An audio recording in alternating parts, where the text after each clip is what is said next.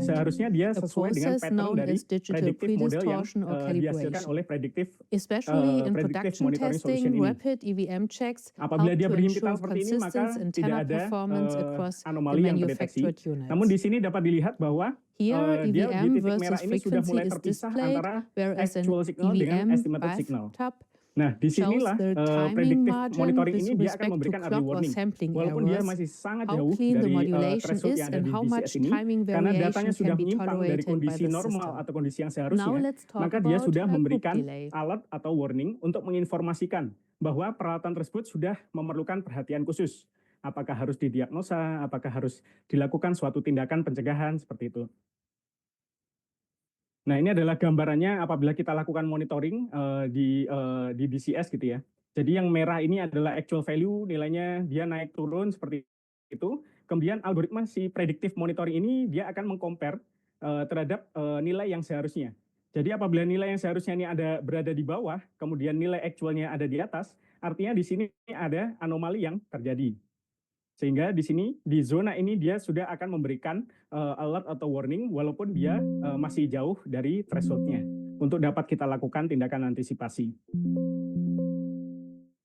Nah, bagaimana proses tersebut terjadi? Jadi algoritma dari suatu predictive monitoring solution ini, dia akan membuat suatu normal operational profile. Jadi normal operational profile ini didapatkan dari data historical dari peralatan yang kita monitor. Artinya apa? Jadi di sini apabila ada dua peralatan yang tipenya sama, mereknya sama, brandnya sama, belinya di waktu yang bersamaan, namun apabila karakter operasionalnya berbeda, maka operational profile yang akan dihasilkan juga akan berbeda. Sehingga di sini solusi prediktif ini dia tidak mendasarkan pada merek atau tipe peralatan tersebut, tapi didasarkan pada data yang dihasilkan dari peralatan tersebut.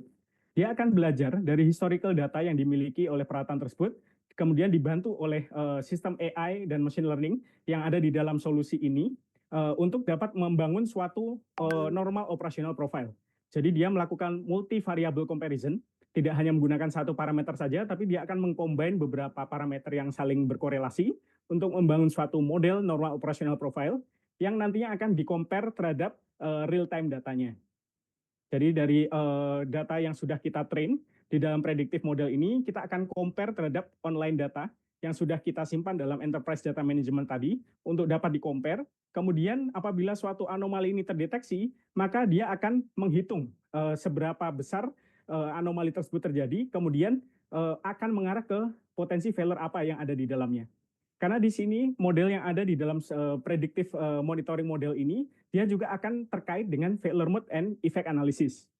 Jadi dia akan mengkalkulasi parameter atau sensor apa saja yang menyimpang, seberapa besar penyimpangannya, dan karakter penyimpangannya seperti apa. Apakah lebih besar dari normal, apakah lebih kecil dari normal, itu nanti akan mengarah ke suatu failure mode tertentu yang menunjukkan diagnosanya akan mengarah ke suatu potensi failure apa, kemudian tindakan prescriptive action apa yang harus dilakukan. Nah, ini salah satu metode untuk bagaimana mengenerate suatu normal operational profile yang digunakan di predictive solution. Jadi seperti yang tadi saya jelaskan, jadi solusi prediktif ini dia berdasarkan historical data yang dikumpulkan pada satu peralatan. Jadi historical data tersebut tidak hanya berasal dari satu sensor saja, bisa berasal dari beberapa sensor yang saling berkorelasi. Jadi misalkan di sini dalam hal ini contohnya adalah outboard bearing temperatur terhadap oil drain temperatur. Sebenarnya dalam kondisi realnya dia tidak hanya mengkomparasi dua sensor saja, dia bisa mengkomparasi 3, 4, 5 sensor sekaligus. Namun dalam hal ini untuk memudahkan visualisasi dalam presentasi ini hanya ditampilkan secara dua dimensi saja. Jadi contohnya di sini dari data outboard bearing temperatur, kondisi normalnya adalah di zona yang berwarna hijau ini. Dengan threshold bawah di 100, threshold atas di 200. Ini untuk data oil drain temperaturnya. Kemudian dari sisi outboard bearing temperatur, dia kondisi normalnya ada di range 100 sampai 200 dengan pola yang sama. Jadi artinya titik-titik ini dia adalah menggambarkan korelasi antara si oil drain temperatur terhadap outboard bearing temperatur dalam kondisi normalnya.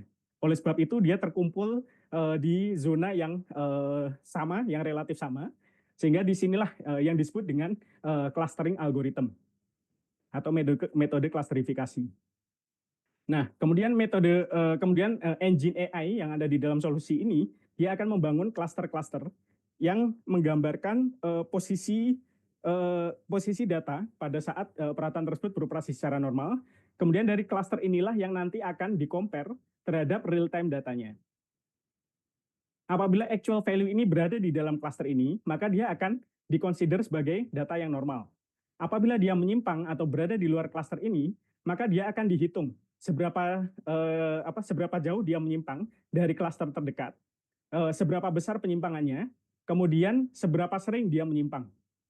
Nah, dari 3 karakter tersebut, maka nanti akan di-generate suatu alert atau warning, dan juga informasi terkait diagnostik, kemudian juga prescriptive action, kemudian juga remaining useful life. Sisa waktu berapa lama sampai dia masuk ke kondisi yang tidak aman. Oke.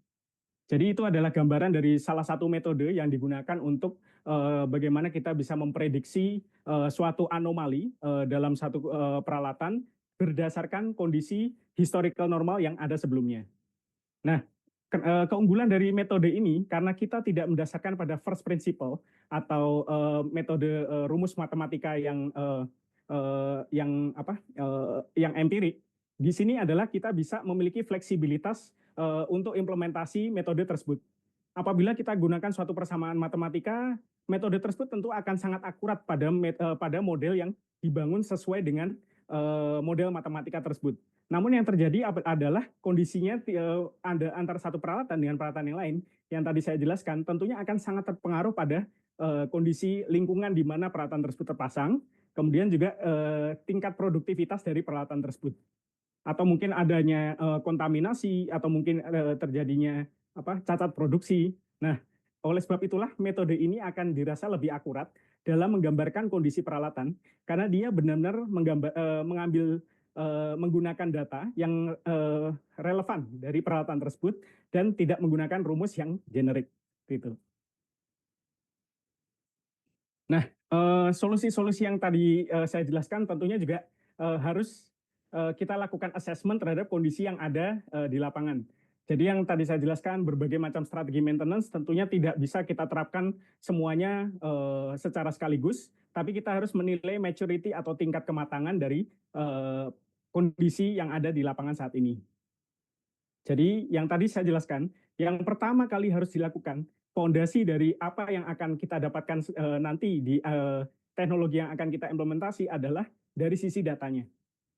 Apabila secara fondasi data ini sudah optimal, kita sudah lakukan directory data secara optimal, kemudian kita lakukan tag mapping, kita berikan aset hierarki terhadap informasi yang masuk ke dalam data manajemen tersebut, barulah di situ kita bisa lakukan tindakan analisa yang lebih advance.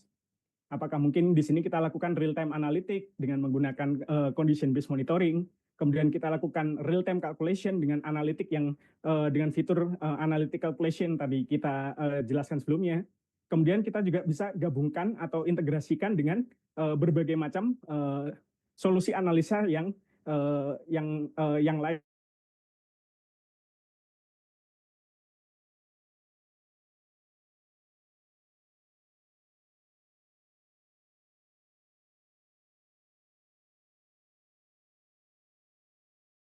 Kumpulkan secara optimal sehingga kita bisa menggunakan data tersebut sesuai dengan apa yang ingin kita dapatkan. Apakah kita ingin mendapatkan suatu predictive monitoring, apakah kita ingin lakukan suatu proses simulation seperti itu untuk dapat mensimulasikan kondisi peralatan. Nah, bagaimana kita membangun suatu digital reliability center yang komprehensif?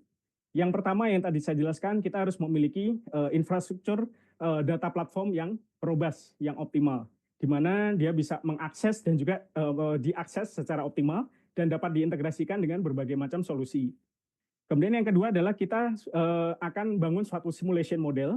Jadi simulation model ini dia bisa membantu untuk misalkan mengkalkulasi parameter-parameter yang tidak bisa dikalkulasi dengan menggunakan Excel sederhana.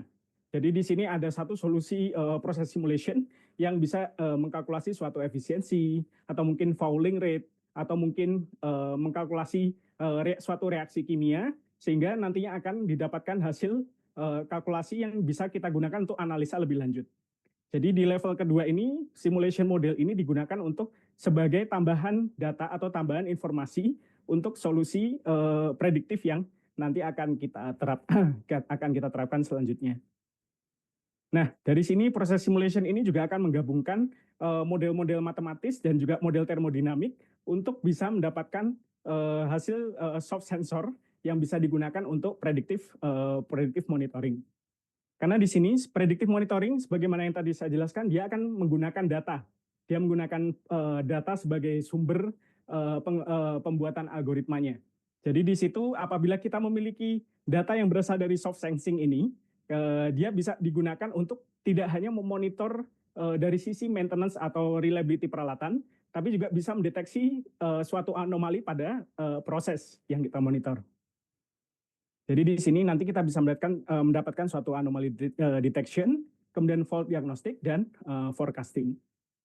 Nah, kedua hal ini apabila kita gabungkan, tentunya kita bisa mendapatkan analisa yang komprehensif, baik dari sisi predictive monitoring maupun dari sisi simulation dan optimization. Sehingga akan mendapatkan operasional yang lebih optimize dan juga mendapatkan business outcome yang lebih maksimal. Nah, mungkin sedikit gambaran terkait solusi industrial AI dari Aveva. Jadi Aveva ini dia memiliki satu solusi yang komprehensif ya. Jadi mulai dari desain, operasional, kemudian sampai dengan optimization.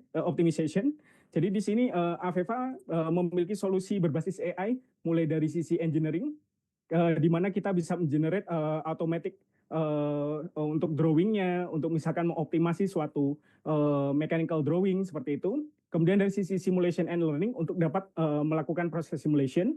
Kemudian dari sisi PI System sebagai enterprise data management, sebagai basis data untuk nantinya dapat digunakan untuk berbagai macam solusi analitik ataupun prediktif. Kemudian dari sisi asset performance management dan production optimization hingga ke planning dan scheduling. Kemudian salah satu fitur lagi yang saat ini berkembang adalah Industrial AI Assistant. Jadi kita memanfaatkan teknologi Gen AI.